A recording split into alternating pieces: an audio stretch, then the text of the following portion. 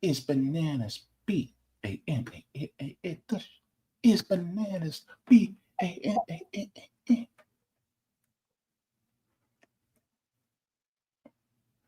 All right.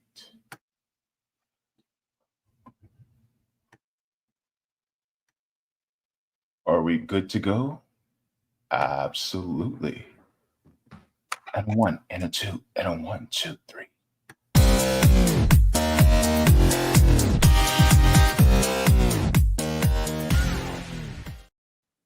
Welcome to the RBN Roundtable for August of 2025. I am one of your hosts, James Fauntleroy. So good to see my sister from another mister and my brother from another mother with this smooth, silky caramel skin. What's up, my light-skinned brother? What's poppin'? Look at JB looking sexy as always. It's great to be on the Savvy and JB show. Like this is like my once a month feature on the Savvy and JB show. Essentially, it's great to be here with my amazing brothers and sisters. Savvy's killing the game as always. What's poppin', Savvy? What's going on, guys? Nick, you do look different. You look like you got some. I don't know. You look like I change my appearance all the time, man. I got the way I move. I can't have the same profile for a long time. You know, you look at the profile picture that we have on the thumbnail. Sometimes I grow my afro out. You know what I mean? Sometimes I grow out a beard. Sometimes I cut the mustache off. You know, you gotta keep it moving. You gotta keep it shit. You gotta keep people on the toes.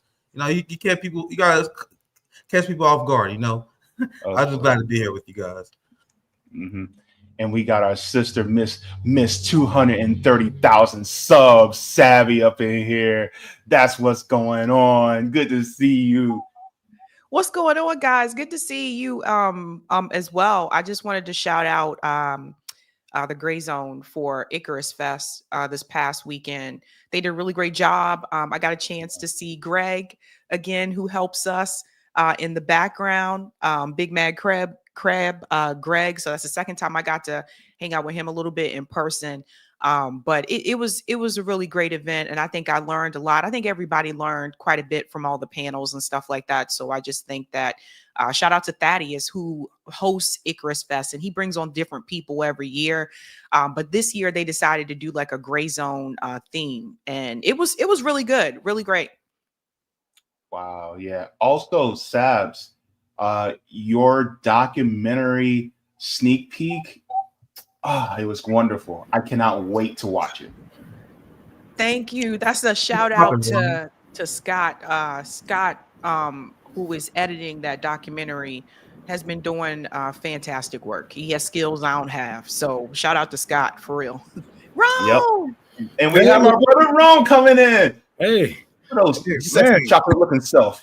I had to run from the damn store because then I forgot my damn keys on my boy. I'm like, man, I'm just in front of the building. I'm like, oh my God, because I just got the damn shutoff valve for the sink. So I'm about to have the water running in the kitchen in the library. Then I'm waiting for my other boys to drop off my saws because they borrowed my saws. So we should have the kitchen running today. I just been in this nasty ass basement trying to clean up and do all the piping I can to make sure that, you know, we get water in the kitchen. We got water in the bathroom, water in the kitchen, and I'm gonna be working on the second bathroom after I'm done with this. I can't wait to visit, man. Like you had a banger stream, bro. Like the stream where you work on the library spinning fact. That was a banger stream. I don't care what anyone says. I was like, I don't know who the fuck, because they not letting me stream it to my Twitter. I'm like, man, I wonder if Nick will let me use this Twitter real quick. Bro, like, dude, this is a banger. I loved it. I'm going to visit the library this year. I'm going to Chicago with my family in a few weeks. Then I'm going with Shama with Worker Strike Back. She has an event. She's running against a genocidal Democrat, Adam Smith. Yeah, you guys, I'm doing everything I can to help my sister and shout them out. So I'm going to be in Seattle in a few weeks. And I also want to go to Michigan later this week. So it's going to be a busy year. It's a busy year for RBN. I feel like everyone is doing their thing. Like I love the culture of RBN right now. Like Savvy's killing it in Boston. JB is doing the damn thing. Like Rome is killing it with the library. It's great right now. I love it. I was gonna say, even though it's funny because people always say coming out of presidential election season it gets really slow, but I feel like this year has been very busy. We just been doing other things, you know. Like Rome basically bringing like HGTV style content to RBN. People like, whoa, they building things on here. So this has been a busy year, I think. Yeah, I told you guys I was excited for after the election. This is the perfect time for revolutionaries to pick up the people falling off the Overton window, falling off the pendulum. A lot of people are upset at MAGA. People are like furious at the Democratic Party. Ritchie Torres is like the best party recruitment tool we have right now. We need to keep a microphone in front of him at all times. So people are leaving the Democratic Party and Republican Party. And so that's why we're working. Like, this is the time for us. Like, we didn't have nihilism. Like, there were people who had the Trump, they was horrified, rightfully so, when Trump won, and they were just frozen by nihilism. I'm glad that we didn't concede to that, and we're gonna keep the war going. People want to say it gets slow after the elections because they don't be doing shit. They be waiting. They're like, well, who do we vote for? Who do we get behind? Like, and it's not even about the like nowadays it's all about stardom and celebrity. So they don't even really have, any policies that they support these people because of. They just be like, well, who's running next and what do we do on the off season? I'm like, well, we always say this, and they be like, well, how can I connect with people who's building community? How can I do, like, nigga, you don't have to connect with nobody to build community. You can do it yourself. You know what I'm saying? It don't really take much. Like RBN, when we first started, we had like not even 1,000 followers. I think we was on our second tour, on our first General Strike Summit. It don't take much. Just fucking do it, and people will come. I'm already not looking forward to 2026. Sorry, go ahead, JB. And so for this year as well, it was Justin Blake. He's the uncle of Jacob Blake, the gentleman that was shot by police and he was paralyzed from the waist down. He's actually doing a mutual aid block party in Milwaukee, and they were trying to reach out to us to be able to come. Of course, people like me and Savvy were too far away. They said the closest person will probably be Rome, but I'm not sure if Rome. But it is this Sunday. But they're having a mutual aid event. Fred Hampton Jr. is going to be there as well to help out as well in Milwaukee. So they're having that. So I'm just happy to see more people doing mutual aid. I'm happy to see more people building dual power and coming together with the community. It's also being helped by people like Joey Peltier is actually one of the organizers as well as helping out. So you have him as well. PSL is actually going to be out there. The New Era Young Lords are going to be out there too. It's going to be, and they're trying to have between 1,000 and 1,500 people show up. Damn, that sounds like some Hassan Parker should. No, I'm playing. I ain't playing. I'm playing. I'll leave that to Nick. I'm good. All right. So, by the way, everybody, if you guys have not already, please go ahead and do what you can and like the stream. This helps us out to be able to reach more people as well, because we all know these algorithms, they don't like independent thought and independent media very much. So go ahead and give a like to stream. Thank you very much for that. And also don't forget to share and subscribe. Also, if you guys have not already, you guys can join our mailing list at revolutionaryblackout.substack.com. Gives you email notifications whenever clips go up or whenever we go live like this. Of course, we came together like Megazord. See, I'm gonna show my millennial side. We came together like Megazord, all right? Sorry to the Gen Xers, all right? I know we usually say Voltron, but today it's a millennial day, all right? All right? I'm actually going to be joining y'all on my phone, and then I'm going to come back here because I'm still working on the bathroom in the kitchen, so I can multitask. I really want to get this water ran, so I'm going to join y'all from the other phone, and I'm still going to be here. I'm going to just take myself down real quick. All right. And as well, for anybody who wants to give us any words of encouragement, or if you guys would like to reach out to us, you guys can reach out to us at revolutionaryblackout@outlook.com. So while we are at it, due to the sake of time, I want to say hello to everybody that's in the chat. We'll get to you guys after the first segment. But what are we talking about today? We have 4 stories for you, and this is going to be a banger of a show. Let's show that thumbnail. All right, so we're going to be doing a few things. We're going to be talking about this one, going to be towards the end of the show. We talk about Democrat influencers. Of course, you have a whole bevy of them right there. I don't know what you call a crowd of Democratic influencers, but to me, I see a bunch of sheep herders. That's where we're just going to leave it at that, okay? Also, one of the things that we're going to be talking about is this debate, if you can call it a debate, a discussion with Ritchie Torres. And so this was an interesting one that we talked about later in the show. Also, we're going to be talking about how Ukraine is cooked. And you're asking your question, is that a pregnant woman? Yes, that is a pregnant woman in military fatigues. We're going to be talking about that. That's going to be a wild story to get into. But first, we're actually going to be talking about no justice, no peace. Really, this is Donald Trump going against civil rights. So we're going to start off with that story here. And that is my story that we'll be talking about. So one of the things that is very apparent is that you can look at pretty much every single president, and there's some sort of civil rights violation going on with one of them.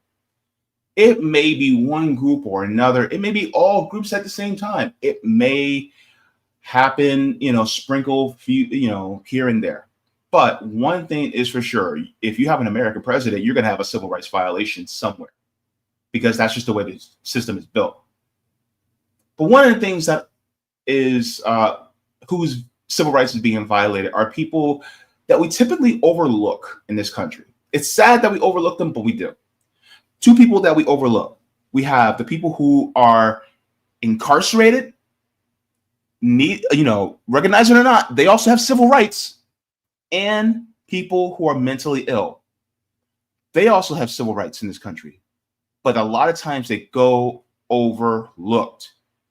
And many of us may have family members that are either incarcerated or are mentally ill, or both.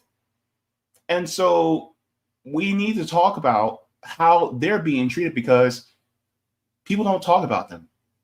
And so let's get into this story. This was a story that came out about a week ago. This was out of ProPublica. Of course, ProPublica does a lot of great investigative reporting out there. And this article was actually written by a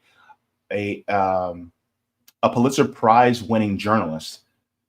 And so this one says, Trump administration halted lawsuits targeting civil rights abuses of prisoners and mentally ill people. So let's get into this article. Shout out to Corey G. Johnson, who actually wrote this article.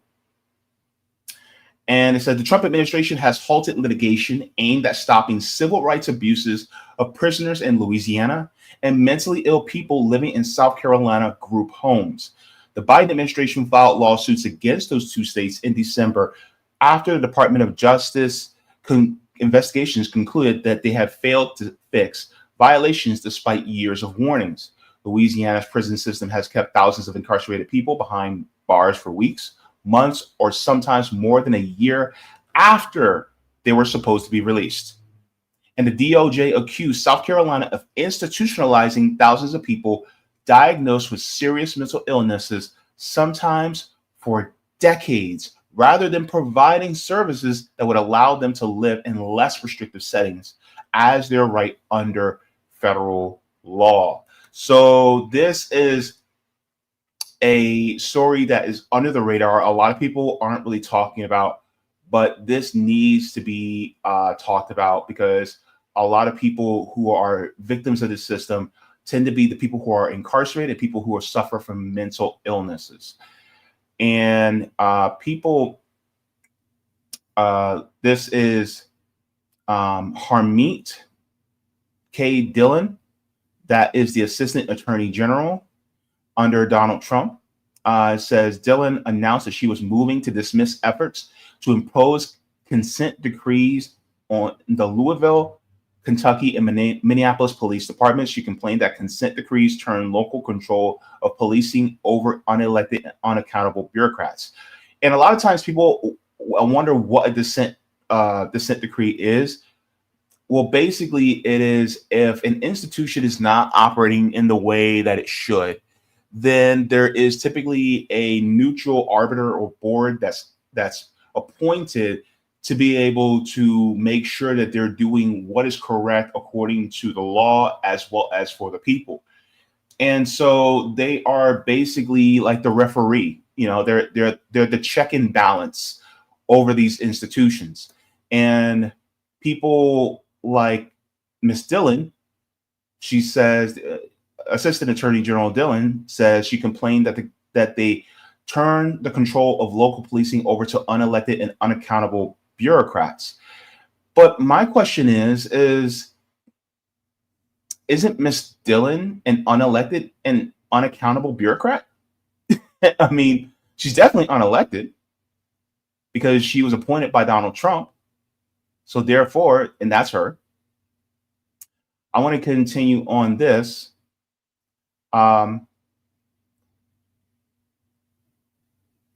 It says, I lost everything. It says, in the case of Louisiana, the Justice Department issued a scathing report in January 2023 about the state confining prisoners beyond their sentences. The problems dated back more than a decade remain widespread. Between January and April of 2022 alone, more than a quarter of everyone released from prison custody was held past their release dates. Of those, 24% spent an additional 90 days or more behind bars. So now we have people who are supposed to be released and they're just not releasing them. They're either slow to do it or they're neglectful to release people when they're supposed to be released once they serve their time.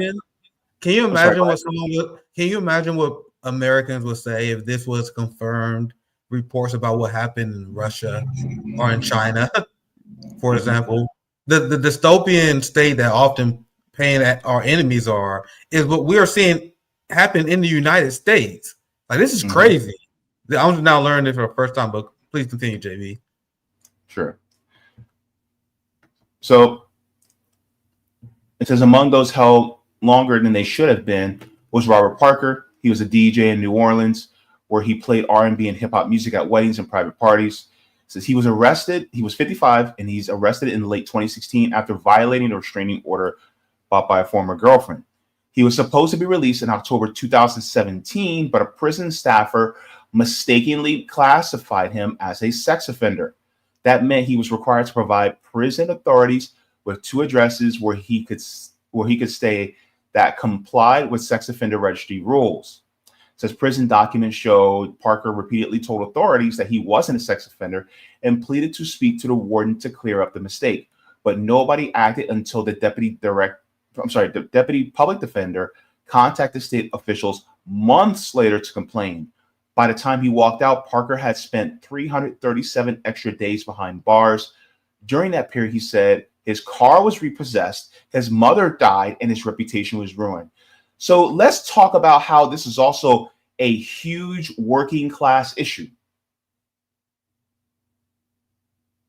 Because it's not just a moral issue. This is a working class issue. Because let's say he was supposed to be in there for 30 days, right? And so you already paid your car note, right? And then you're in the jail for 30 days and then you miss the payment. So then your car gets repoed. So now when it comes to actually getting to and from work, that makes it a whole lot more harder, right? He said his mom died. So he missed, being able to mourn his own mother properly, which is horrible. And then it says his reputation was ruined because once you're listed in the sex offender registry and you didn't do anything like that, then your reputation is permanently tarnished because people could just look that up online and see who you are. And next thing you know, they think that that's what you are, when in reality, that's not what he was at all. So one thing I just want to add is that the goal is to keep people in the system. The goal is not actually to rehabilitate them. So even though they made a mistake with this individual, it doesn't seem like they were trying to go out of their way to correct it either. Like that's the thing about the system. Like once you're in it, like it is very hard to get out. But that's the goal. The goal is to keep you in. And there's a number of reasons. Number one, you got to remember we have the private prison system, right? So it's a profit to be made in locking people up. And then 2, what do prisoners do? They also use them for free labor. So this is why, a lot of times we say, like, don't just look at the issue at hand, look at the bigger picture. And if you always connect it back to the money, then you'll understand why I think some of these things are happening. Because like I said, like Our criminal justice system here in the United States does not operate in such a way that is designed to really rehabilitate the individual. And if you compare it to other like justice systems in other countries where the prisoners have more freedom and they actually have like therapy and they have real rehabilitation sessions, they are preparing them and trying to help them to be a productive member of society. Not here in the United States. There's too much money to be made in the private prison, complex. There's too much for it, too much, and that's a big part of that problem, and that's a wrong that Joe Biden could have fixed, right? Like he was one of the people that co-wrote the crime bills along with Bill Clinton. That could have been his response to that when he was president. Is what, we are going to ban private prisons, but he's not going to do that, because they're all in on it. The politicians support the prison industrial complex, and they know there's a lot of money to be made there. It's crazy. I wanted to say, this is nothing new. What conservatives like to say, oh, I've never seen so many autistic people. I've never seen so many people with so many disabilities. That's because we used to lock them up and kill them. Shock therapy. Yeah. Like, this is nothing new. And when Donald Trump said, make America great again, these are one of the things that he was talking about. See, capitalism, the problem with capitalism isn't they don't want to solve the problem. They want to, mask it. They want to spray perfume on a pile of shit and call it candy. But you can see this with the homelessness. Instead of, providing homes and resources for the homeless, they do sweeps and get them out of certain areas, depending on if they shoot in a movie or celebrity or some type of politician is coming by. We see this with a lot of our marginalized communities. Capitalism don't want to get rid of the problem. They just want to get rid of you. You know what I'm saying? Get rid of you out of their sight. So this is nothing new. I think they just bringing it back because, back in the 80s and the 70s, we really didn't see too much of a homeless problem. It's because we locked them up for being, crazy, for not being a part of this society, call them brainwasher, whatever the hell you want to, whatever you want to say. But yes, they get rid of these people, and this is nothing new, and it will continue to go on, whether it be a Republican in office or a Democrat in office, because like Sabby said, this is something that Joe Biden had the power to stop, but he didn't stop it because they all agree with this type of punishment for people who cannot, contribute to what they call society. And if you have mental disabilities, if you have physical disabilities, if you just fall off, everybody falls from grace once in a while. They will be done with you. And I have been locked up in mental homes multiple times, and they kept trying to push pills on me, kept trying to push all this stuff on me that they promise is going to work. But I know in my mind, I need something that's way deeper than that. And they know it also, but I'm on the computer. But no, this is nothing new. It's going to continue to happen. And I know people like, well, what do we do? What do we do? What do we do? And I always tell people, we have to give these people the same energy that they are giving us. We have to remember that these are not only just people that's on the streets. It can be you one day. It's your loved ones. I know lots of people out there with disabilities, mental disabilities, and whatever it may be. But we got to give them the same treatment, the same energy that they are giving us. It's not that oh well, life is hopeless. Life has a lot of hope, but they have pushed you to the point that you feel like you can do nothing to combat this. But I'm telling you right now, we have more than enough power to combat this. Look what happened with Luigi when that CEO got shot by allegedly, by Luigi. They got sued by BlackRock for giving out too much care. And this just goes to show, once the people put their foot down and we show who's in control, and we show we are willing to take it there, they're going to take a step back. The working class, they have always been afraid of the working class. This is why they put so much money behind anti-unions, union parties, and put so much money behind the police. They put so much money towards your death because they are afraid of you living. But this is nothing new. I say it's going to continue to happen for about 20 more years if we don't put our foot down and say, enough is enough. You know, we need real resources to help these people in the time of their need. And I was going to say, to Rome's point, when he said that they used to put them away or like lock them up and you didn't hear about it, a good example of that is Rose Kennedy. I don't know if a lot of people know about this, but one of the Kennedy family members, Rose Kennedy, was given a lobotomy by her father in her early 20s because she had what was believed to be some type of disability, or they said her behavior was irritable, that she was difficult to deal with, which today we probably would have just called that like, okay, she has mental health, she's having a mental health issue. They gave her a lobotomy.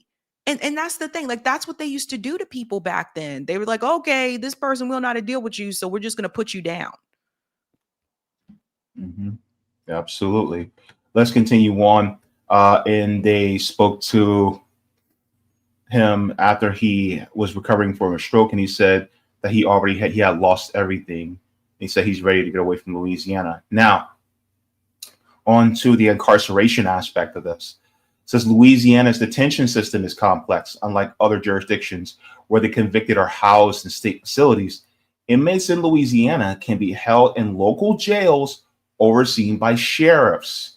A major contributor to the so-called over-detentions was poor communication among Louisiana's court clerks, sheriff's offices, and the state departments of corrections. According to interviews with attorneys, depositions of state officials, and reports from state federal reviews of the prison system, it says recently the agency shared prisoner sentencing information by shuttling stacks of paperwork by van or truck from the court to the sheriff's office for the parish holding the prisoner, then to corrections officials. The document transfers, which often crisscross the state, typically happen only once a week. When the records finally arrive, it could take a staff a month or longer to enter the data into computers, creating more delays. In addition, staff made data errors when calculating release dates. So, I mean, we literally have AI now that could take care of all this. And we literally could just, here's my question. Why isn't this court system as sophisticated when it comes to these things as we have in medical billing and coding? Because they don't want it to work smoothly. Well, that's definitely a good answer. They really don't. They don't want it to work smoothly because, again, like the goal is to keep them there for as long as possible so you can continue to profit off of their labor. Mm-hmm. That's definitely true.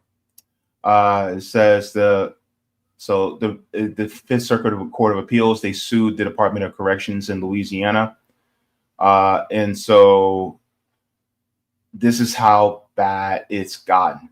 And so they talk about how the Department of Justice also had recommended for them to not go after the officer that shot Breonna Taylor. And so this is an extremely hostile Department of Justice that is actually against people who are wronged by our institutions. It says William Most, an attorney who filed class action lawsuit on behalf of incarcerated people who have been detained past their release dates, noted as of late May 2024, 141 people who were released that month have been kept longer than they should have been, 120 of them for more than 30 days. And anybody who's been in prison or in jail knows that each day in addition to what you're being sentenced to is too long. And this one talks about how people who are being trapped into group homes in South Carolina talks about how people who are diagnosed as severely mentally ill, says the state places them in group homes and fails to provide adequate care and overly restrictive. And there's a part that I really want to share with you guys as well, because this is really ADA violations to the extreme here. It says TISOT, who has inspected hundreds of adult facilities, said they are often roach infested, soaked in urine, lacking in adequate medicine and staffed by untrained employees. Her description mirrors the findings of several state and independent investigations. In some group homes, patients weren't allowed to leave or freely move around. Subsequently, their mental health would deteriorate. Also, some of these people who are in these group homes, they get sexually assaulted too. And a lot of people don't talk about it. And this is how bad it is. And yet, the Trump administration, and we're not going to let the Biden administration off the hook because he could have went even further. But a lot of times the Democrats go just far enough so that the Republicans can actually renege things when a new administration comes in. And so this is part and parcel of what they do when it comes to civil rights, right? And so I'm going to link the article in the chat for you guys, because if you guys want to give it a good read, but this is part of the system. You do not have civil rights unless you have money, unless you are part of the parasitic system, meaning you're a parasite within the system. That's when you have rights. The right to life, liberty, and the pursuit of happiness really has an asterisk behind it, and it is really for the owners of the means of production, which you and I are not. And this is why it's so important for us to focus on building up ourselves as workers and focusing on justice for people who are marginalized, because people who are incarcerated, people in prisons are also marginalized. People who suffer mental illness are also marginalized. Whether they're physically disabled or mentally disabled or both, they're also marginalized. And I want to end with this because I think it's really important how the carceral system actually harms mentally ill people the most. And so I want to share this, and people, because I really want people to know how much they are affected as well. People with untreated serious mental illness are 16 times more likely to encounter law enforcement than other civilians. And people with mental illness are 4 times more likely to be killed by police. That's according to a 2015 report by the Treatment Advocacy Center. The report found that the problem comes from a lack of police training as well as a lack of treatment for people with serious mental illnesses, because in many cases, people who are suffering go undiagnosed or untreated until their behavior attracts the attention of police. Almost 8 million Americans suffer from a serious mental illness that distorts their thinking, like schizophrenia or bipolar disorder. On any given day, half of those patients aren't taking medications or receiving other treatment for their mental health. The reasons vary, but are usually due to communication breakdown. People who suffer from paranoia often panic when confronted by police. People who hear voices might not understand a police officer's commands to stop, or to drop a weapon, or put their hands up. Law enforcement officers usually aren't educated on specifics of mental illnesses and how to communicate with people who suffer from a disorder like schizophrenia. In October of 2016, someone in the Bronx reported a woman who was carrying scissors and behaving irrationally. When police arrived, they found 66-year-old Deborah Danner in her apartment holding a pair of scissors. An officer persuaded her to put down the potential weapon, but then she grabbed a baseball bat and swung it toward the officers. She was shot and killed at the scene. Danner was schizophrenic, and her story is like many others. But in some cases, the cause of death isn't from a lethal weapon. 29-year-old Washington resident Alex Dole died during a fight with 6 police officers in March of 2017. He had been diagnosed with paranoid schizophrenia a decade earlier. Police were responding to a call from Alex's mother, who had reported an assault and wanted them to take Alex to a hospital. Details of exactly what happened in the altercation are unclear, but investigators say Alex was shocked with a taser, became unresponsive, and an hour of CPR couldn't revive him. When we say defund the police, does that always mean that we just do not want people to be protected? No, we want people who also suffer from mental illness, who may be having an episode, to be protected as well, because look what happens whenever they're encountered by police. And here's the truth. Police do not and are not trained to encounter people with mental illness, as well as they don't care about people who are mentally ill. I'm just going to say it. They don't care. All we asking for is, JB, and you're 100% correct, guys, JB has nailed it there. What we are asking for is a coherent public health system. Why is it in the United States we spend so much on our police budgets, but you ask Americans and polls and they constantly tell you that they feel unsafe? How many billions of dollars do we need to spend on our police officers for Americans in order for them to feel safe? There's no number. There's no mystical number. You know why? Because the system is inherently flawed.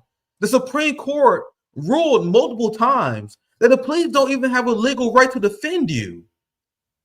They are not there to engage in preventive work to prevent crime. We don't have a system that is designed to put people in the right frame of mind that drives down crime rates. It's just a pure authoritarian police state solution. But go ahead, JB. I just wanted to add just a little bit 2 cents there, but please continue. No, and you know, you're absolutely right. And I think this is why we need to look at public safety in a much different way. One where it's not a protector of property, but it's a protector of people. Even people who we may encounter that are having episodes like this, well, they also need to be protected. And the people who are going through these episodes, they also need to get home safely at night, not just police. They now say, JB, people like Obama will say the number one job of police officers is to make sure they get home safe at night. Yeah, they're not doing their job, because the thing is, they sign up for it. Like, people didn't sign up for mental illness. I'm sorry, I'm getting mad because people didn't sign up for being mentally ill. We didn't sign up to be black, because this is what happens whenever they see us. Oh my God, there's a black person. Therefore, their skin is going to make me is going to do something bad to me somehow. And it's crazy, because the thing is, it's like, no. You chose to go to that police academy. You chose to do that firearms training. You chose to put on that badge and wear that gun. So therefore, guess what? You get everything that comes with it. I was going to say, oh, go ahead, JB, sorry. Oh, okay. I was just going to say that this is why I said I don't think police should get involved with mental health incidents. I don't think they should be there at all. Because to JB's point, they're not trained to deal with people that have mental health issues. They're just not.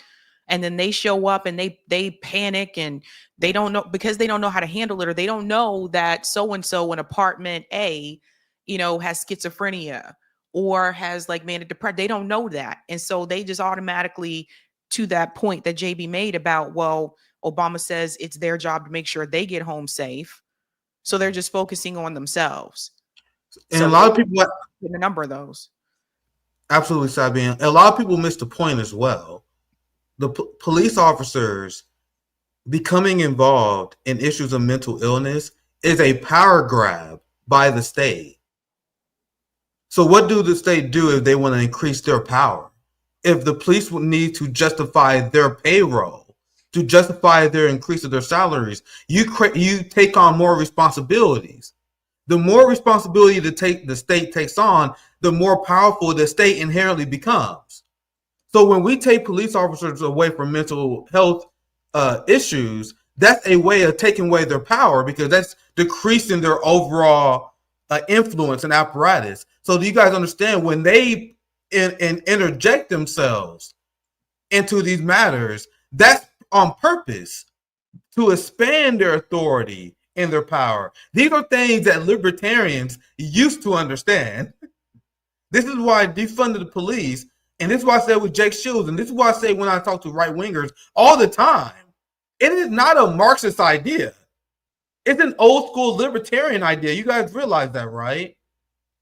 There was old-school Americans who were distrustful of the state. And when they said they didn't want big government, they wasn't just talking about welfare programs. They despised the police. The original quote-unquote rednecks was labor organizers who despised the police, which is why they advocated for quote-unquote libertarian ideology, which went to dismantle and shrink the power of the growing state. And there are so many right-wingers who are unserious, who don't even understand where their ideas even come from. Many communists know their ideology more than they do. There are many people who make the argument that communism is more libertarian than what they portray themselves as. But that's a conversation for another day. Go ahead, JB. Yeah. So what did you guys think about this story? I would like to get your thoughts. Please let us know in the comments. And if you guys have not already, please go ahead and do, the damn thing and like the stream. This helps us out very much. We're going to go into some of the chat. I'm going to be able to just do the super chats due to the sake of time because I am too long-winded. My apologies for that, but we'll get into that right now. We love you, JB. I am long-winded as hell. And so we're going to start off with thank you very much to Mark Pugsley says in honor of all four of you at once. Oh, very kind of you. Thank you so very much for that. And then thank you for this very generous super sticker, Blueser. Wow. Giant W. Yeah. Very generous of you. Yo, man, I want to know who Blueser is. Like, I want to know. He's a premium class trader. We love class traders. Savvy, you just made a song pop in my head. Now I changed the lyrics, right?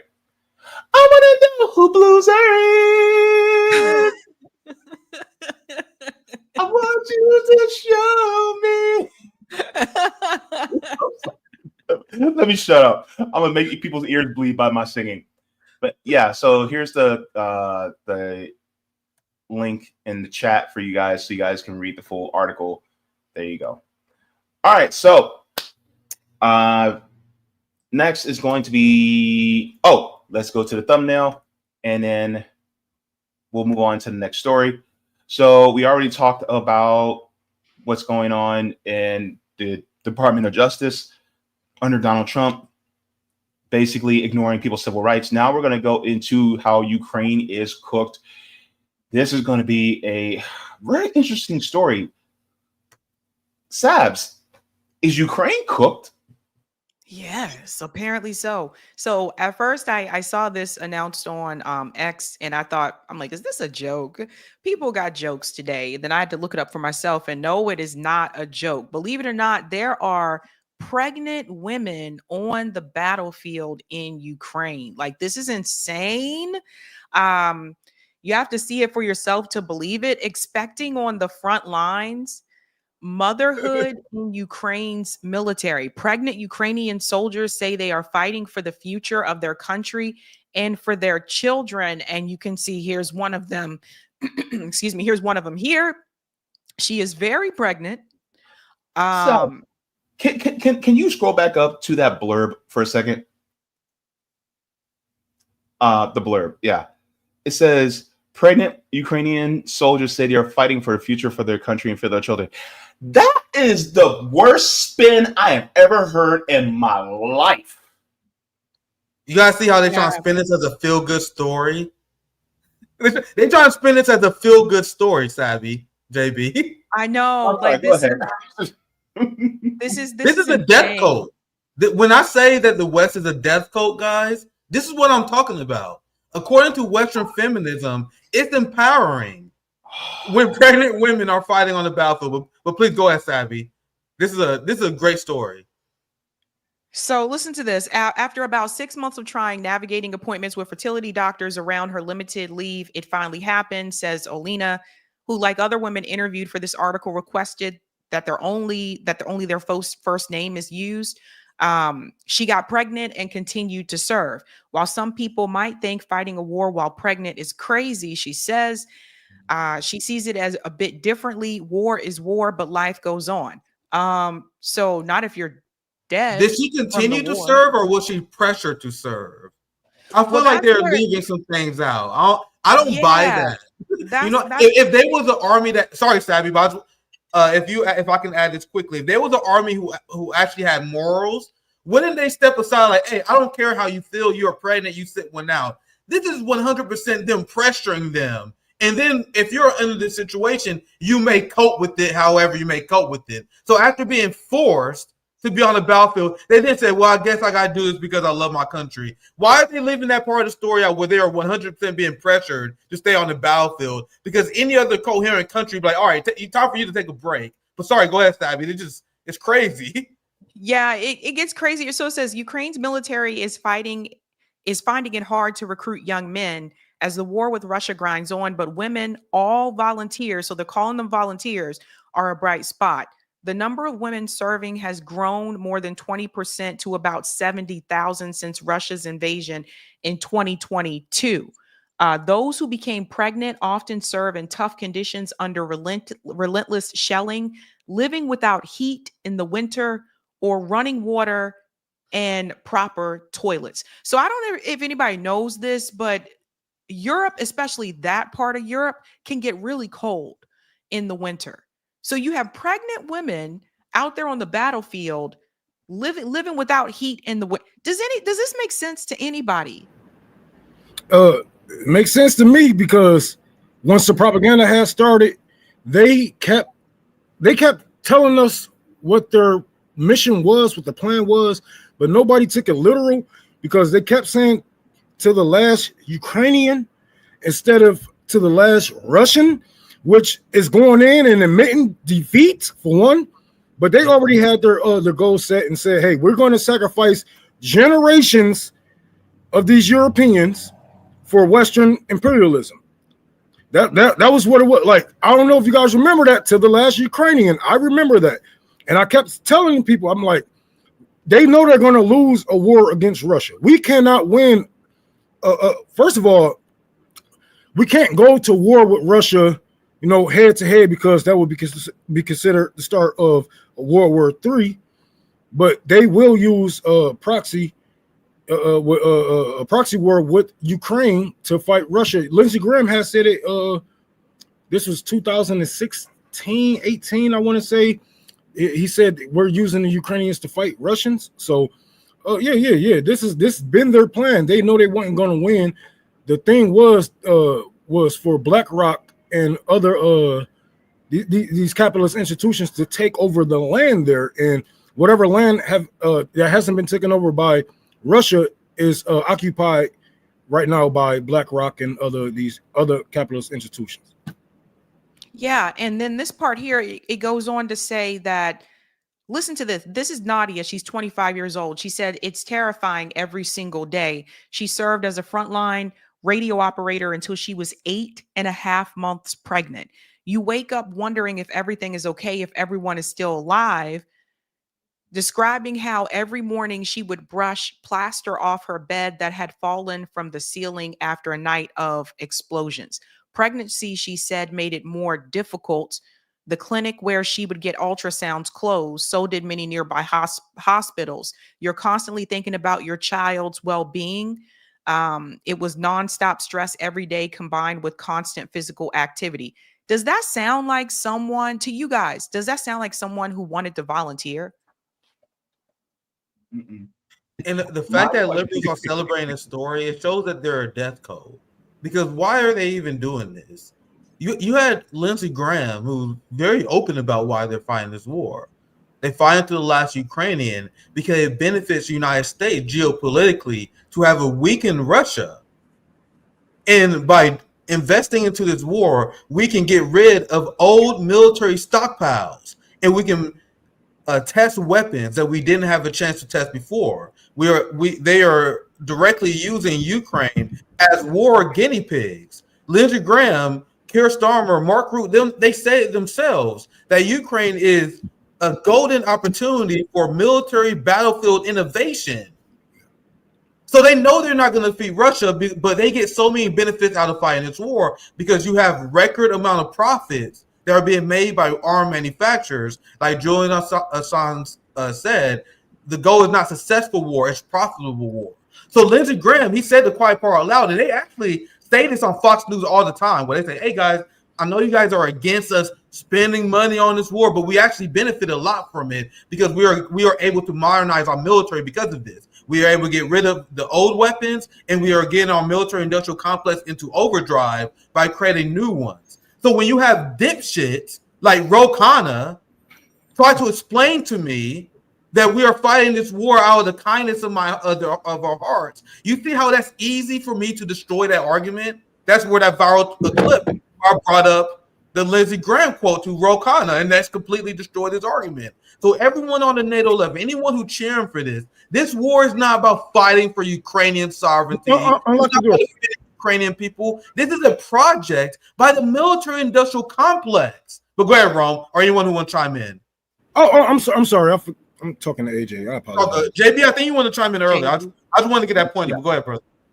Yeah. So one of the things, and this is actually, I was going to make this point, but thank you so much for this, Anthony. You said nonstop trauma in utero and in early childhood is creating psychopaths.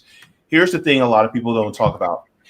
If PTSD can harm a grown-ass human being, what in the hell do you think it can do to a human being in utero? That's the part that people, and friends of mine that have had babies, like they'll tell you, like the baby can hear, like if you put, a friend of mine used to put music up to her tummy, like the baby can hear that, start moving around to the music and stuff like that. So babies can, like, I don't know, they can hear, they can feel what you feel. They're inside your body. So it just, Baby's born with PTSD. Right. Like this, to me, this doesn't make any sense. It's just like if you're constantly drinking alcohol while you're pregnant, that's going to have an impact on the baby. If you're doing drugs while you're pregnant, that can have an impact on the baby. Like all those things, they used to call them back in the day. And I don't know, some people might remember this, but they remember back in the day, they used to say that so-and-so, like someone was a crack baby. Yep. Because their mom like smoked. Yeah, like that has lasting effects and stuff like that. So I don't know, man. Like this is in the US for women in the US military, they would not be on the battlefield. I don't think it's that way for any other country. Like I just can't imagine a pregnant woman like volunteering. You know what I mean? I apologize. You guys see this in Rome. I'll pass it to you, but I want to show you guys this. I wanted to add this to the story. They're not fighting with pregnant women just for the fun of it. They have to. The time is ticking for Ukraine.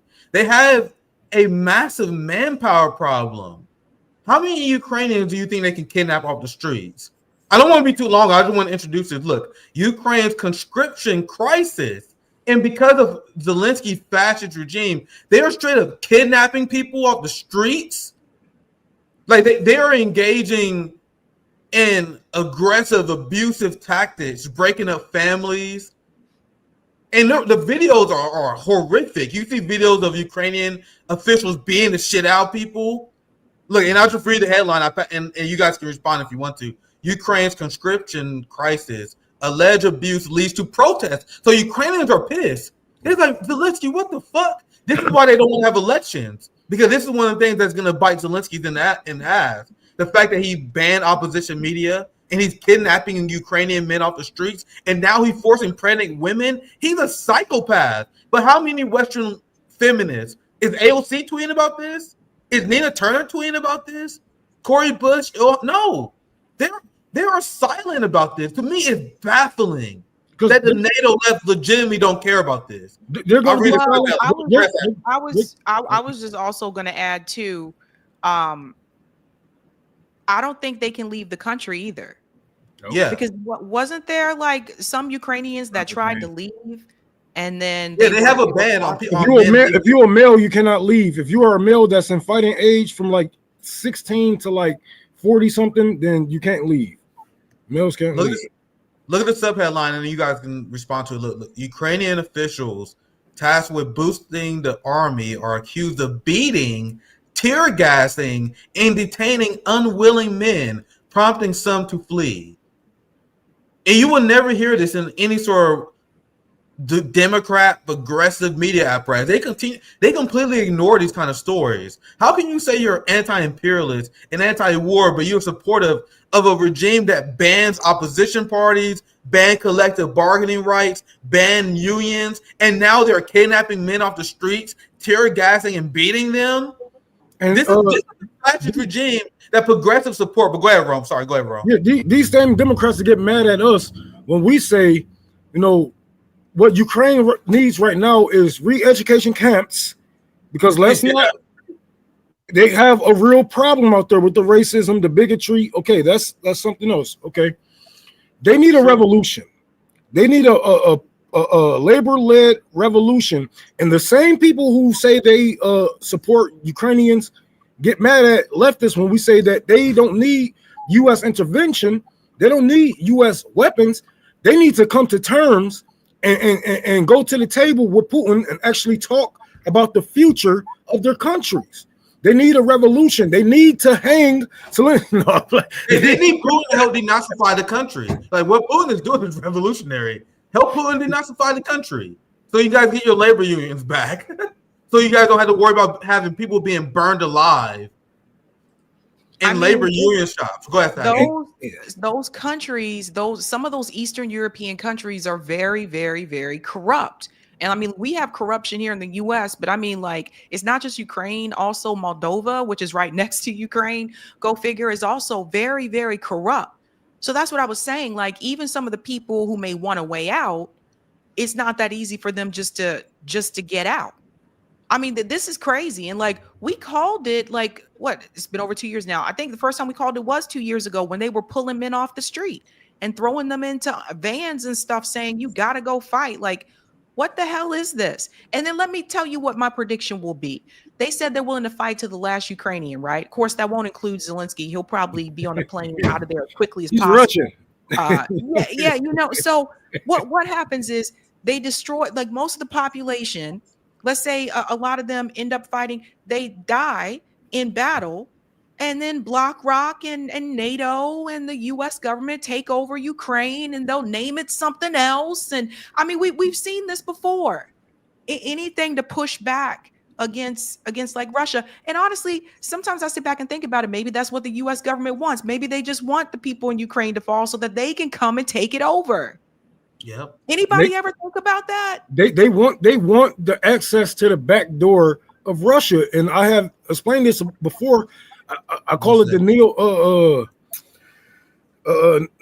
what is that motherfucker who invaded Russia? He invaded Russia. Napoleon. It's the Napoleon strategy. He used Ukraine as a backdoor to get to Russia. They are using that same strategy, but you know, as we can see, a lot of Ukrainians now are ex-Russian. You know, they don't really mind the Russian government. A lot of them had voted to be with the Providence to Russia now, but yeah, they want that access to the back door of Russia, and this is, you know, breaking all types of treaties for one. You know, everybody's, well, did Putin? Y'all saying Putin should have invaded Russia? Yes, I'm saying Putin. Like, bro, let's not act like you are the good guys here. I hate when Americans say, "Oh well," they act like we didn't overthrow Ukraine in 2014. Well, it started in 2011. We act like we didn't overthrow Ukraine. We act like we didn't install Zelensky. You act like you didn't do all of these things. And then when Russia retaliates, now you're looking like, well, Putin is a madman. Putin isn't a madman. If Putin is a madman, he would have been nuked America, the United States of America. You hear me? He would have nuked somewhere close to us. He would have got rid of all of those military bases that's surrounding his country, and so on and so on. That's not a madman. That's responsibility in protecting your people. We see that not only is they not discriminating who they bomb, who they kill, they have given Zelensky the power and a go ahead to go ahead and fire rockets into Russia. Did we forget that they tried to assassinate Putin? Now, I know you Americans live in some bubble where our president don't really get too many assassination attempts. But if somebody bombed America, hit the White House, you guys will be up in fucking arms.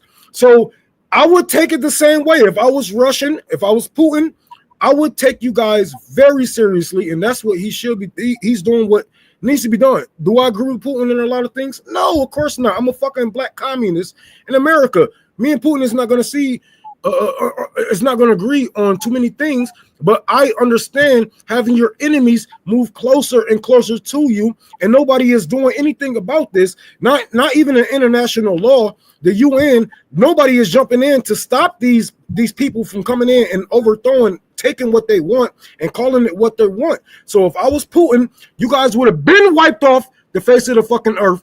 But he's taking a step back and he's being responsible, because if it was Putin, oh, well, he's going to go into, this is projection. He's going to take over all of Europe. You mean like how y'all took over Africa? Y'all mean how y'all took over Europe yourself? Y'all mean how y'all took over all the Venezuela, Cuba? We can do this all day. This is fucking projection. If Putin wanted Europe, it would have been gone. He don't need fucking Europe. What do y'all don't even got nothing. He give y'all the oil. He give y'all get resources and shit from here in Russia, and y'all don't got nothing. It's the biggest Texas, and y'all can't do nothing for a country as big as Russia. But go ahead and keep projecting. But I think Putin is doing what needs to be done. But if I was him, if I was in the shoes, no American would be alive right now. I was just gonna say too, them saying, well, he's going to go and attack Poland next. Like that's basically convicting someone before anything has even happened. That's like the movie Minority Report, right? And also I never heard them say, I've never heard Putin say that he wanted to do that. Like that, to your point, to Rom's point, that is projection basically. But at the end of the day, there's no win situation here for Ukraine. And this is what I don't know. I'm seeing less and less Ukraine flags now in the US, but I think this is what a lot of people just don't understand. There's no win situation in this for Ukraine. And to me, it's very clear if people just look at the history, which a lot of people have not, but if people just look at the history and see who really started all this, I think more people would be aware. But this is why you don't see some of the people who are very well versed in this topic. They're not going to be brought onto mainstream media. Like Mark Sloboda won't be there. Scott Ritter won't be there. All the people who can tell you how this all began, they will not allow those voices to come onto corporate media. And so I don't know, man, that like the propaganda about Russia, it is entrenched in American society. It goes way, way back. Why do you guys think the Crimea military that was filled with Ukrainian officers laid down their arms and allowed Russia to annex them with no pushback? Do you want to be part of the fascist Ukrainian regime that bans opposition parties, that was shelling ethnic Russians who banned the Russian language? Or if you're ethnic Russian, Luhansk, the Donbass region, would you want to be part of Russia that have paid maternity leave, employer protections, a rising future for their economy? Or do you want to be part of the corrupt Ukrainian hellhole? I can explain this stuff on corporate media. This is why they don't have me on. Because I remember the documentaries from the BBC where they explain how there are ethnic Russians in eastern Ukraine who don't want to be part of the Ukrainian regime. These are people who voted to be part of Russia via referendum, and then the West had a complete cope session and without any evidence said Russia rigged the referendum. So people don't even understand how this conflict even started.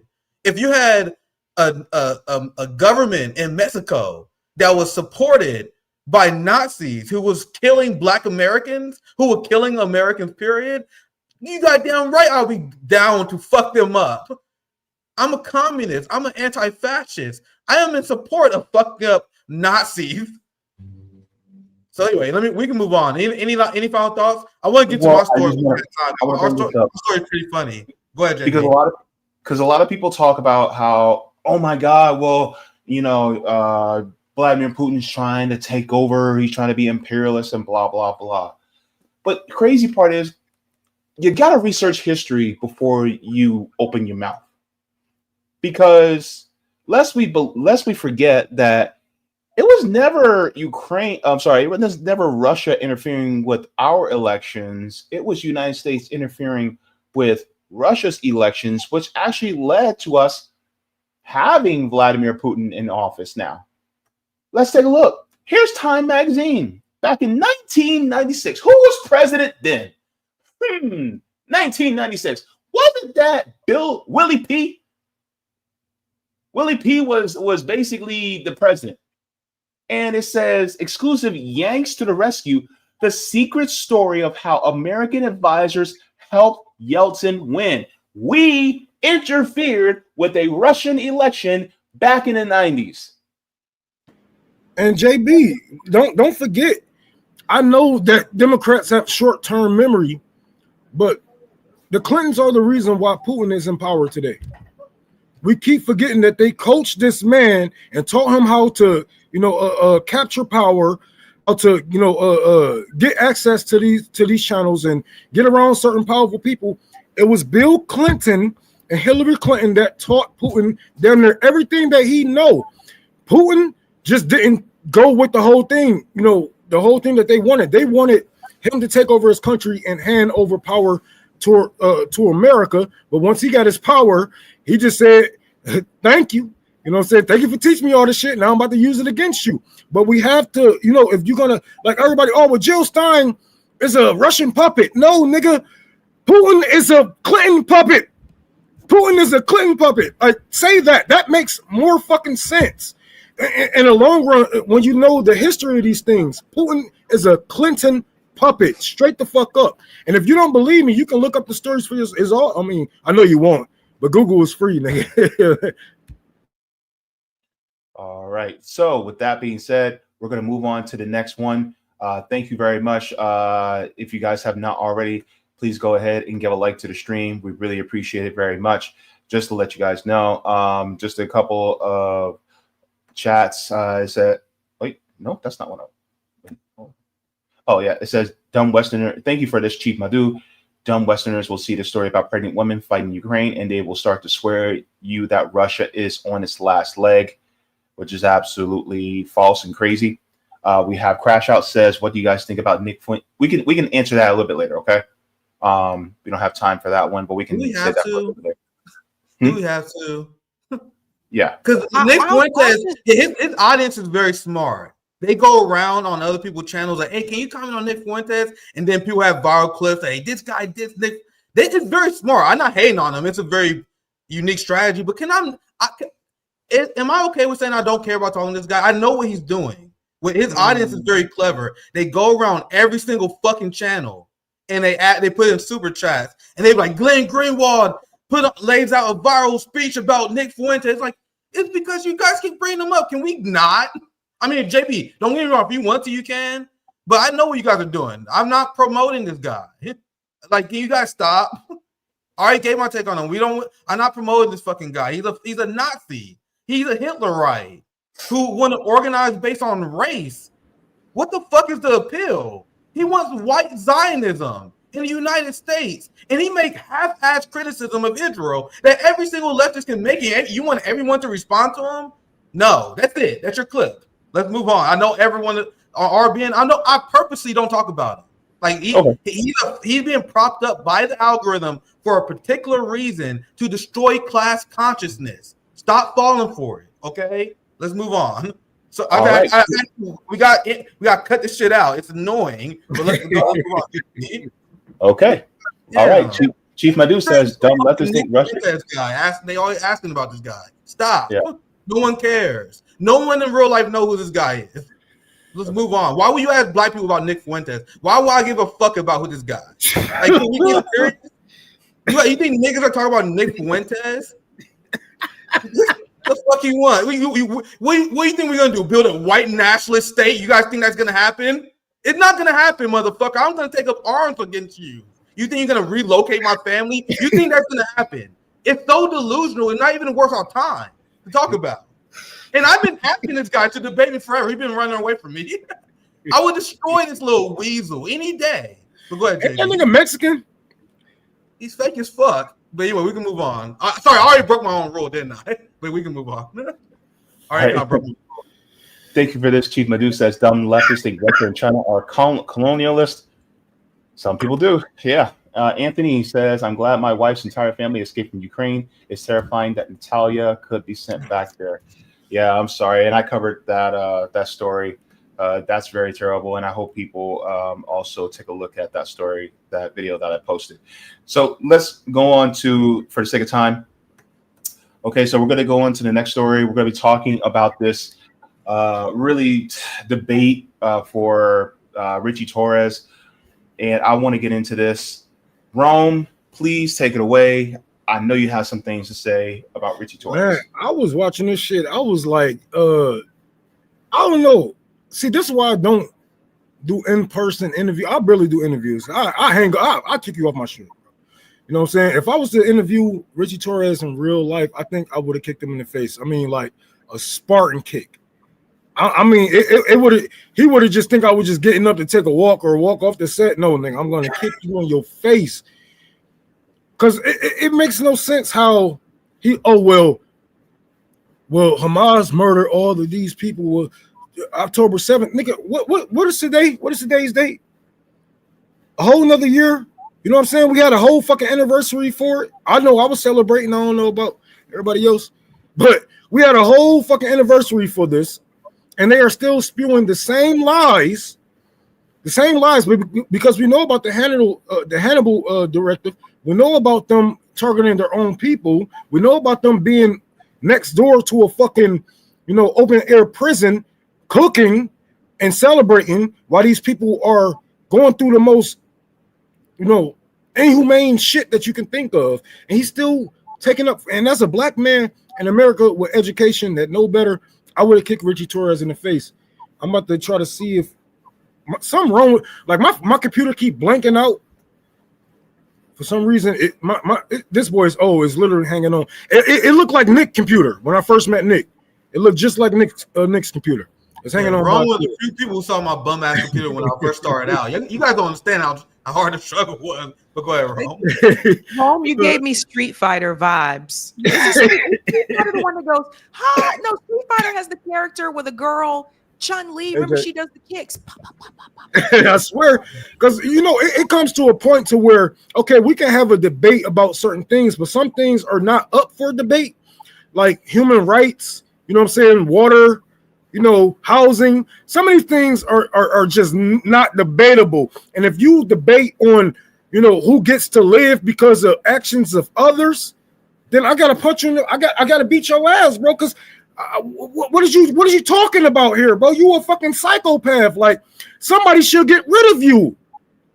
Somebody should get rid of you. What are we doing here? Okay, well, yes, I'm gonna talk to you. Oh, yes, I hate these people. All of these people should be flattened. Their land should be taken over by BlackRock. He didn't say that blatantly, but we're gonna get into this. I'm about to share my screen with you if my computer stopped blinking.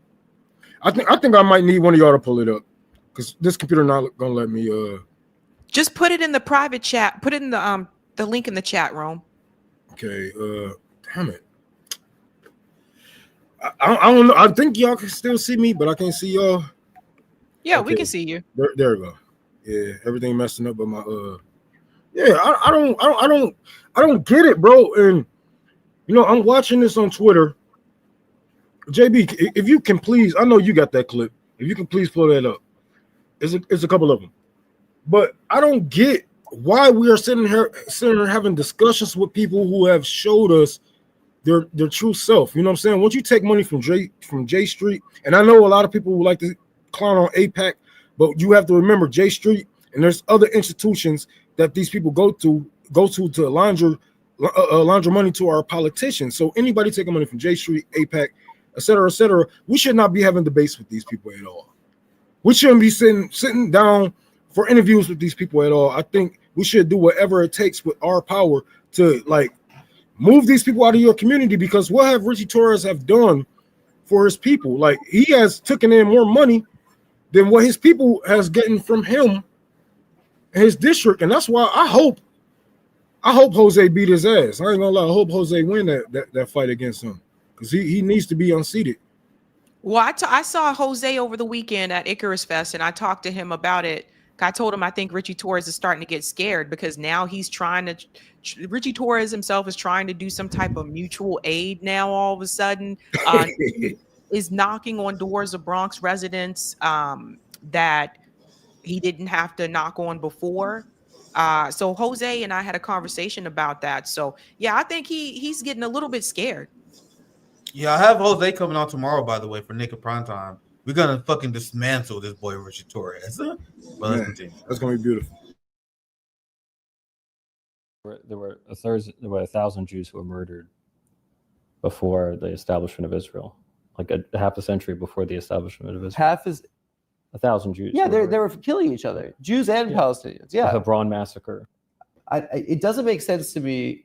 This in 2025. The only point was there was violence against Jews before the establishment of the state of Israel. There's violence against Palestinians. And there was an ethnic cleansing in 1948. I mean, the Hebron massacre. What are you talking about right now? You're in the government. Pause it. Listen, I just want to argue. Because I want to say this. That silence was him saying there is no such thing as Palestinians. That was his silence. That's what that meant. One of my neighbors, we are cool with each other. We were so cool with each other until the topic of Israel and Palestine came up. And she told me that lots of people believe there is no such thing as Palestinians because of what the Bible says and et cetera, like that. But that silence, it says a lot. And we have to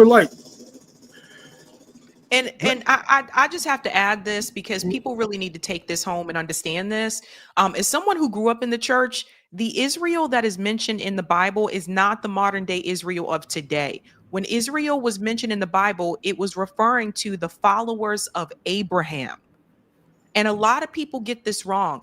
And people need to start asking questions. Who are some of the pastors who are teaching that to people, that is supposed to be their homeland because of what the Bible says? You have pastors out there who are misreading scripture, and you got to look at who their mentors are and where all this comes from, because I'm sorry, if you read it for yourself, you can see it plain as day. If they read the Bible for themselves, Abby, they wouldn't be Christians or Jewish or any fucking religion for that point. And that's why they get away with it, because they know they're never going to pick up the Bible and read the scripture for themselves. It's just yeah. But then there's different forms. There's different, versions of the Bible too. And the one that is predominantly used in the United States by Christian denominations is the King James Version. Yeah. But that's not the original version of the Bible. So I'm sorry, I have to put that out there. It's so aggravating to me when people use Christianity as a reason for that. Yeah, and they use it because they know they will never actually educate themselves to, read between the lines of these things. Like, this is a church. This library used to be a church. And one of my pet peeves was, I always had something against the pastor in this church, period. I said, I'm going to do something with this building. You know what I'm saying? I always had a grudge against them. But my main thing was I got kicked out of Sunday school because I kept asking questions. I said, well, who did Cain have babies by? Who did Abel have babies? I was asking those little questions that was getting on their nerve. And it's the same thing that's going on now, because they don't ask these questions. They just be told certain things. Like they don't read the Bible through and through. They say, well, here's the Bible. Now open up to Psalms verse something. I'm about to cherry pick some shit that I know that you're going to agree with. I'm going to brainwash you to believe in. But this is what they're doing right now, what they're using Israel. And, all these people, there's so many contradictions in the Bible. You can't even take it literal. In the 21st century, I don't know how you take the Bible literal in the 21st century, but if you do, then you should know literally that Israel did not exist in that time period. As somebody who was an evangelical for almost 20 years, first of all, Israel was the other name of Jacob, which was the grandson of Abraham. So you had Abraham, he had his son Isaac. Abraham actually had two sons, Isaac and Ishmael. And then Isaac gave birth to Jacob, and then Jacob had 12 sons, which constitutes the 12 tribes of Israel. The thing is that Israel was actually supposed to not have a nation anymore.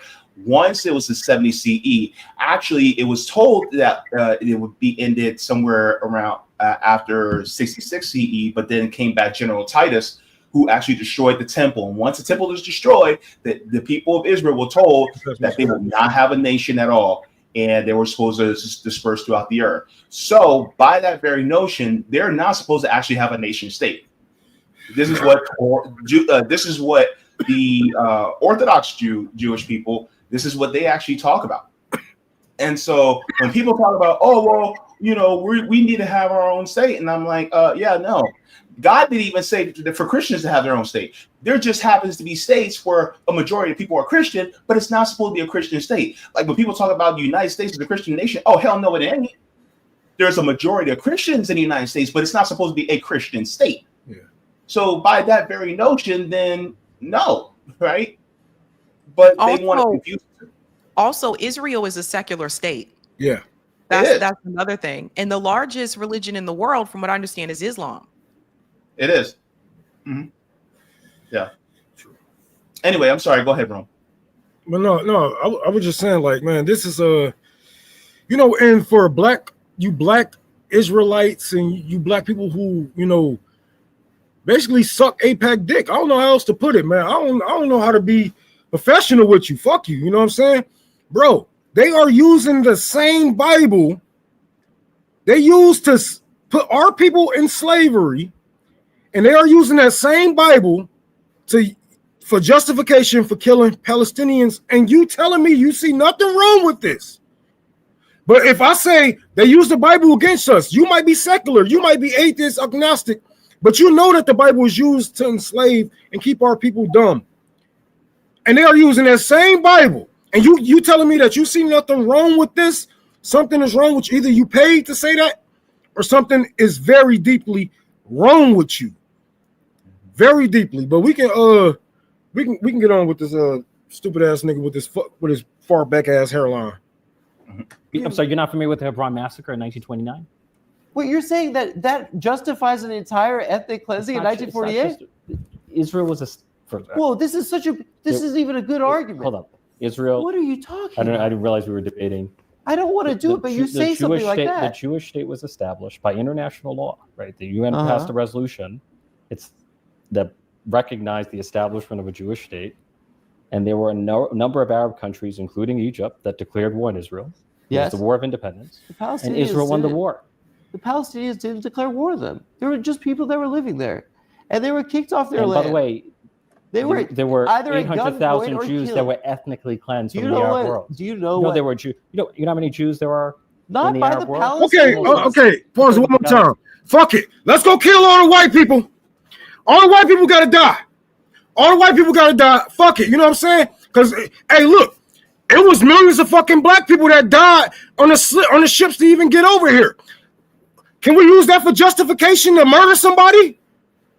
Can black people as a group go out and murder somebody and use slavery as justification? If so, let's go out and kill all the fucking white people then. What the fuck are you talking about, Ritchie? Okay, people died. Nigga, that's the word. That's the world that we living in. But we don't look back and say, okay, well, everybody got to pay because my people had to go through this. Nigga, that's collective punishment. Collective punishment. And a lot of you like to say, oh, well, I shouldn't have to pay for the sins of my father, but they should. They should have to pay for the sins of their ancestors, but you don't have to. Americans, white Americans, y'all don't have to face the wrath that, you know what I'm saying? Like, come on, bro. I hate these people, bro. Like, you can't be human. I think something happens in your brain where the human part just dies. And you are just a straight fucking psychopath, bro. Because this makes no fucking sense. If what I said makes sense, then come on. If it don't make sense, his shit don't make sense. What's up, Blue? I'm okay. I'm okay. I'm just yelling at the camera. Talking about the broader Arab So world. why do the Palestinians have to bear the responsibility of the Algerians kicking the Jews out? You can relocate.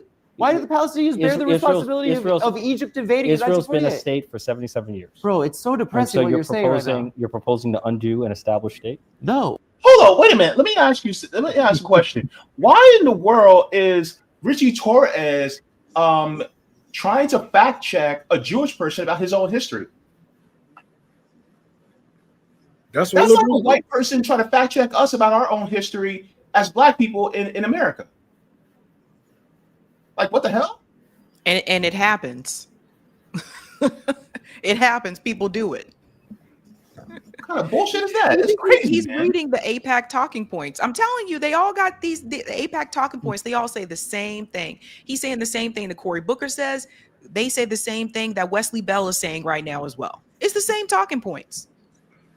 Wesley Bell with his Norbit looking ass. Anyway, I'm sorry. Let's continue. I know people that live there. I have family that live there. Then I don't think that they should What are you leave. proposing? I'm proposing a democracy. I'm proposing an extensive demographic study of what was taken and what was lost, extensive reparations for what that was taken, and a truth and reconciliation process Uh-oh. where we can end this shit. You heard that word, reparations? Mhm. Yup. Mhm. I caught it. That's what I was talking about. That's exactly what I was talking about. So this is just, Ritchie Torres to me, I have to go in a few minutes, but Ritchie Torres to me is just basically one of those politicians, one of those guys they pick, just like Cory Booker, just like Hakeem Jeffries. They are selected by AIPAC pretty early on. They already get their hands on these people, sometimes even before they decide to run for office. And that's what Ritchie Torres is. And then they use people that look like them to convince other people that have a black face that look like them too, that see, you're electing someone like you who represents you, and they're going to go in there and fight for your community, but they're not. The most I ever saw Hakeem fight for when it comes to the black community, he was fighting for a hip hop holiday. But their number one priority is Israel. And even Chuck Schumer let the cat slip out the bag himself when he sat up there and said his job is to make sure that the left remains pro-Israel. That's really what they're in there for. And they're doing it under the guise of having black skin and making other black people believe that they're there to represent you, but they're not. They're there to represent Israel. It's a trick. It's an old trick. And the way I kind of see it is people... How you representing the Bronx, Ritchie Torres, if you spend more time going to events talking about Israel and what's great for the Israeli people than you do people in your own damn community? What has Ritchie Torres done for the Bronx? He lives in the poorest, that's the poorest district in the country. And you never hear him talk about it. All you hear him do is talk about what's great for Israel. So this guy was bought a long time ago. And I tried to sound the alarm about him when there was that article about him that says he checked off all the progressive boxes. Even back then, to me, it just sounded too manufactured. And that's what this is. So that's who Ritchie Torres is. But he's not alone. So you have him, you have Clyburn, Hakeem, Cory Booker, Wesley Bell, all the Black caucus in Congress prioritizes Israel. They went to Israel too. You see, they sit by and they kind of quiet. You don't hear them saying anything about, did they say anything about Chris Smalls being beaten in a prison in Israel? No. Black man. Because they there under the guise of a black face sitting up there basically to protect Israel and fight for Israel. That's really what they're looking for. I do have to get going. Okay. Yeah, Stabs, you let us know who you have coming on tonight before you go. Yeah, Amanda Seals is coming. Man, on that's tonight. about to be. I was like, damn, Sabby damn near too famous for RBN. I hope she don't leave me. No, Nico is pretty cool, close with her. So yeah, Nico has been on her show before and stuff like that. But this is after that Jubilee debate. So we got a lot to talk about beyond just the Jubilee debate. But yeah, she'll be on tonight at 8 p.m. That's dope. All right, tune in for that. See you later, Sabs. Thank you so much. Bye, guys. All right. But yeah, I wanted to touch on, and the people in his district, because I know a lot of liberals gonna be like, well, people ain't protesting like this and that. First of all, people are protesting him, but not at a large scale that they should be, because like Sabby said, this is one of the poorest districts in America, and we don't really have too much time to protest these people. We got to take care of our people, grandchildren, our loved ones, no matter who they is up under your care. Or maybe you need to be maybe you need help and to be taken care of. So, silence isn't support. Silence isn't support. And he's on the fence. This is why I said we need to help Jose you know, we are communists. I'm pretty sure you guys are socialists or leaning to the left. No matter what you call yourself, we might be a little bit more further to the left than Jose, but I think Jose got a good shot, and if he got a good shot, I think we should push him because he's principled. For now, we see that we can actually hold him accountable. He came on my show. He's going on Nick's show. He's talking to the people. He's out there every day, volunteering. He's out there. So, give Jose a chance and just push him out there. Let's see what can happen because I'm not really into the politics or voting Bush, and I'm into politics and not voting. But it will be good to get an AIPAC puppet out of New York. Jose's a great guy too. I think he's legit in what he's talking about. So it means something if you got Rome with the endorsement. So he'll be joining me tomorrow, and we're gonna be covering this more in detail then. Yeah. So Rome, is there anything else you want to add to the story? Man, I don't know, man. I might end up going off on this nigga. I'm good because I'm pretty sure everybody's seen it, and it just speaks for itself. Yeah, definitely. All right, everybody, go ahead and give a like to the stream. Thank you so very much for that. We're going to move on to our final story, so that we can make sure that Nick gets his story. I actually got to get going. I don't got enough time now. I'm going to do the story tomorrow. I don't got enough time. Well, I can't rush through the story. You know what I mean? That's why I was trying to get people to. But anyway, I'd rather save it for my show tomorrow because I don't want to rush through my story. So I'll have a Jose Vega join me tomorrow. I'll cover it then. Okay. And, I just want to give y'all this update. I'll see you guys tomorrow. I gotta go. Peace out, y'all. All right, take care, Nick. Thank you. This is in my kitchen. Okay, cool. Yeah, we got the water running in the kitchen now, so I'm about to hook up this sink and I got to cut out this counter. I got to measure it, cut it to fit in that space. Then I got to cut the hole out, get the water line and stuff like that. So I'm still working, but I can stay with you for the last story for sure. All right. Thank you so very much for that, Rome. All right. So with that being said, let's get into the final comments for the chat, and then we can head on out because JB got to eat dinner. I'm intermittent fasting, so once 8 o'clock hits, I can't eat no more. So, unfortunately. All right. So, we have this one from Joan says, this is the best way to get news. Thank you, RBN. And then just want to make sure I didn't miss anything. I don't think I did. I think we're good on there. Let me check to see. I didn't see this. T-Bird says, what's up, RBN fam? I'm spearheading my first mutual aid project. Keep up the invaluable work. All right, go ahead. That's Chris. He's actually a part of the Care Party. So. Oh, okay, cool. Take photos and share them and tag us. Yeah. Make sure you take pictures for your propaganda, man, because you're gonna need those pictures for your next fundraiser. So make sure you get some good pictures. Make sure you talk to the people about why you're there. Because when you're starting off doing your first one, it's good for people to know your politics, and then once you be around for a while, you won't have to talk as much. But make sure the people know why you are out there. Make sure they know that you're not affiliated with Democrat or Republican or any of that. Show off for the Care Party, man. We counting on you. Yep, and then also make sure to ask people, if they're cool being on camera or having their photo taken. Make sure you get that consent first, because some people could be a little weary about that. But yeah, good on you, bro. All right. By the way, he got a nice edge. I need to get my hair cut.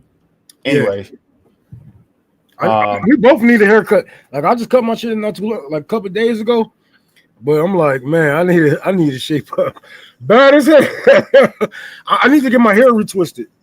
I need to commit to it. You're always cleaner than me, bro. So don't. Nigga, get the fuck out of here. What, man? I got pictures of you, bro. I got pictures of you saved on my phone when I met. No, I mean, meditate. I know you do. Meditate. Oh my gosh. See what happens when Sabby leaves. You start misbehaving. Thank you so much. Define Weather says JB really developed as a whole. Oh, thank you. Says I'm impressed. You are fun and professional with flow. Thank you very much. Appreciate that. I get my bouts of my goodness, of imposter syndrome. I used to have it a lot when I first started RBN. Oh my gosh, I had a huge amount of imposter syndrome. So, all right. So, just to let you guys know, this Sunday I'll be doing news stories here on RBN. And then I have a guest this Tuesday. I'm trying to remember who. Oh, do I have a guest on Tuesday? Or am I doing news stories? Oh, yeah, just news stories. Okay. So I will be doing news stories this Tuesday coming up. And Rome, you're still working on the library, and you're about to get. Man, I'm so happy I'm about to get my kitchen now, man. I finally get this fucking water up here because, oh my God, bro. Like, y'all don't know. Like, y'all don't know. Y'all don't know. When I first got this building, and we ain't had no toilet, and I had to spend days in there. Like, it was hell. It was hell. I ain't gonna lie. I had to go back to what I know. You know what I'm saying? Like back in the days when we had no lights, no water, no gas, toilet ain't flushing. Hey, you got to do what you know. You better grab a bag and a bucket. You know. So now we got a toilet. We got the water. We got the water running for the sink in the bathroom. We got the water for the sink in the kitchen. What I just worked on, I put down the rest of the floor when you first walk in. Now I'm stacking up money for the drywall to separate the rest of the building. We're gonna have a hallway right there when you first walk in. That way people can't just come in like that. We're gonna swinging doors right there, block off that. And I'm gonna be working on sanding and painting. So it feel good, you know, when you actually get these, you know, like knock this shit off your list, like, because this is something I was avoiding. But man, that plumbing, the piping, the basement, all that shit, I'm like, man, if I don't do it right now, I'll never be open. But I'm grateful to learn these things, and it's good to know certain things. That's why, you know, I seen Nick put a post up, but you know, people need to work out and stuff like that. And even if you can't work out, you can learn other things. It's good to be handy, because if anything ever happens, you know, you don't want to be dependent on anybody else, you know, for a lot of things, especially building or feeding yourself, or, you know, noticing what's good and what's bad for you. So, you know, it's good to learn these things. And I always I'm going to tell you, like I tell my sons, you know, you learn to work with your hands. Nobody can ever deny you. You know, so, definitely. So, hang on. Making sure I have that. Okay. So also, guys, if you guys have not, I'm putting the links to donate to Rome's library in the chat, so you guys can have that as well, because we want to get this library up and running, up and at 'em. And so here is the library. He says, we really need your help getting supplies for the library. If you have anything to spare, please look out for us. Much love and have a great day. Look at those socks, though. Look at those socks. You see those SpongeBob socks, though? You know what I'm saying? Like, I had to get those in the picture. I'm like, oh, niggas gonna be hating when I show them these. Hey, you got striped socks on like Nanny from Muppet Babies. Hey, I don't think nobody, especially my nigga AJ, he definitely ain't fucking with my sock collection, man. Nobody, especially AJ, he definitely ain't fucking with my sock collection, bro. You know what I'm saying? If he was here, I'd tell him to his motherfucking face. You know what I'm saying? Like, this nigga, his socks, he got all white socks. This nigga wear white socks with the ball on them. The little. Don't let him y'all. I'm looking dead at. He wore footy socks with the ball on them. I'm looking dead at. Don't let him y'all. All right. All right, Rome. So we're about to head out, guys. Thank you so very much for sticking with us, and thank you so much for being with us. Also, just to let you guys know, a big shout out to all patrons on Patreon.